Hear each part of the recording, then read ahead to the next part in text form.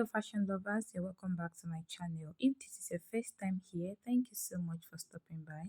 And for the returning subscribers, thank you so much for always coming back.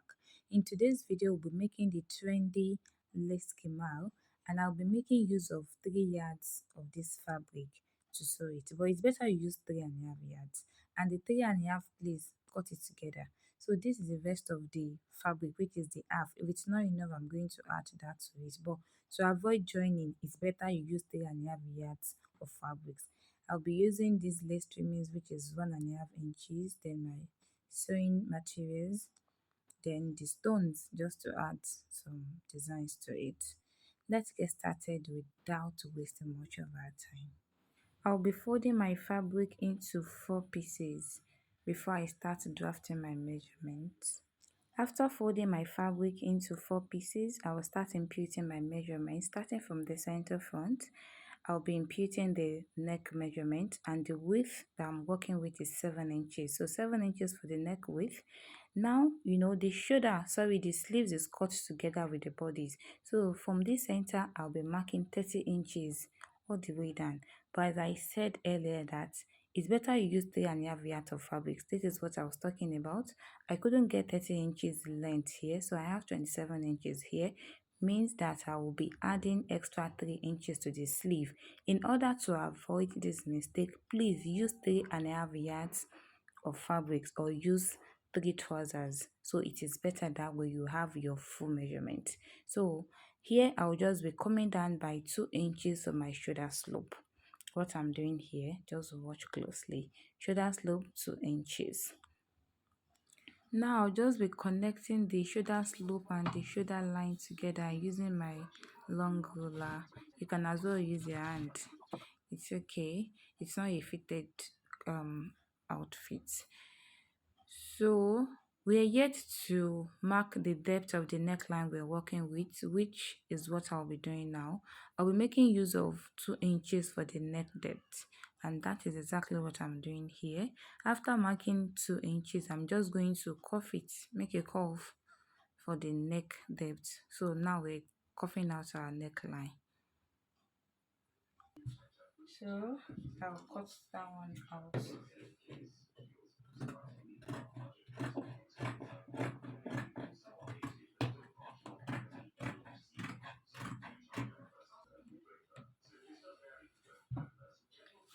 For the sleeve opening, I'll be coming down by 12 inches.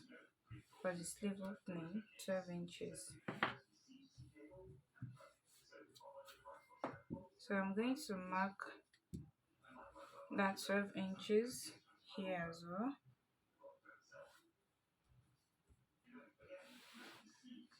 And for the bodies, I'm making use of my hip measurement, which is 40 divided by 4, that is 10 inches. So I'll be adding extra 5 inches to it. That's going to be 15 inches. So I'll be marking 15 inches all the way down.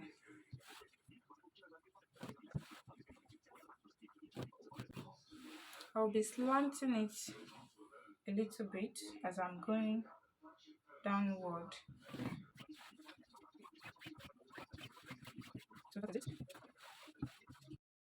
Now I'm just marking from my sleeve opening to the armhole and cuff that armhole side because it's not meant to be sharp.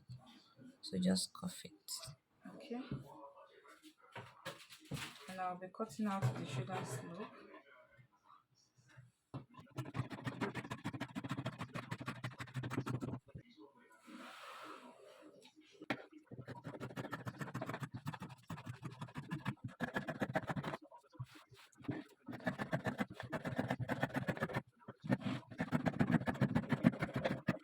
After cutting it out, this is what I have,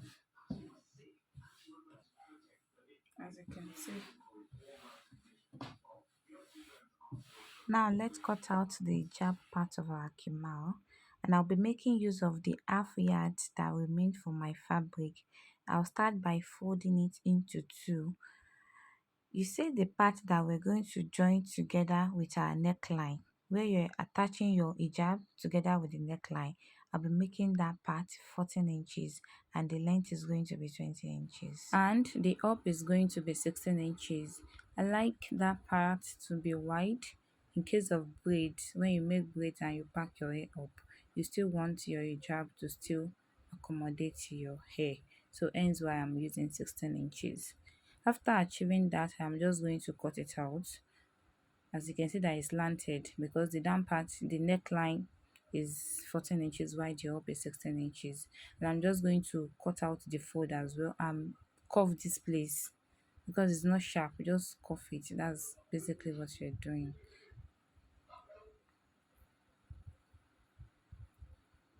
After achieving that, we're going to cut our hijab cap now. For the hijab cap, I'll be using length 14 inches and the width is going to be 5 inches. So I'm just going to be marking 14 inches for the length and 5 inches for the width.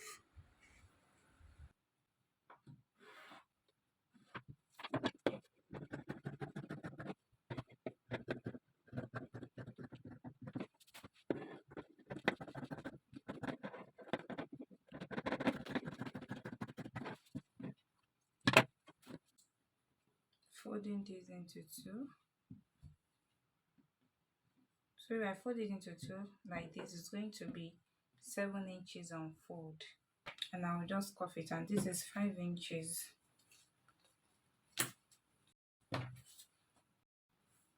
5 inches by 7 inches. So let's cuff it.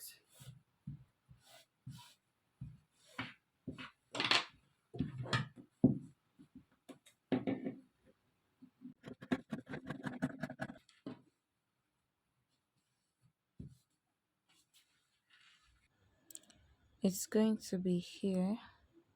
Okay, that's where we'll be placing the cap. So now we're going to the sewing machine to join these pieces together from here to this place. Then we're going to join the cap as well.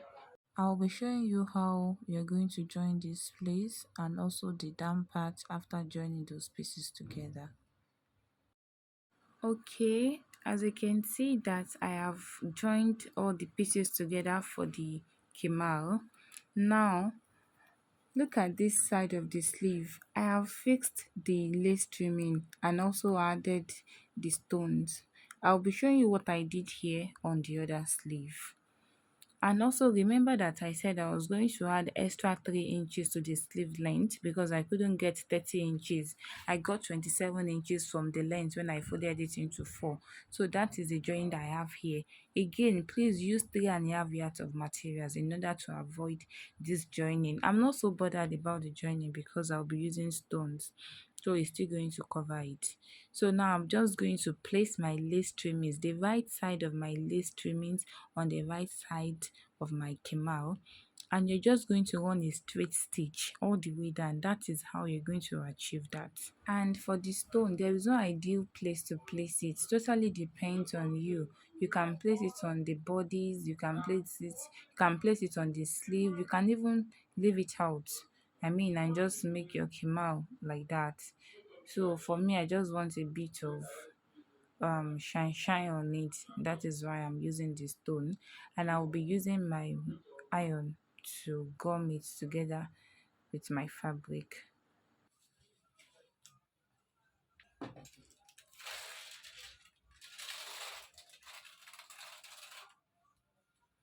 Please note that I didn't extend my stones to the tip of this sleeve in case of joining allowance. In case when I want to sew, you have to remove the stones before you sew, so there is no point. Just leave the sewing allowance without placing the stones on it.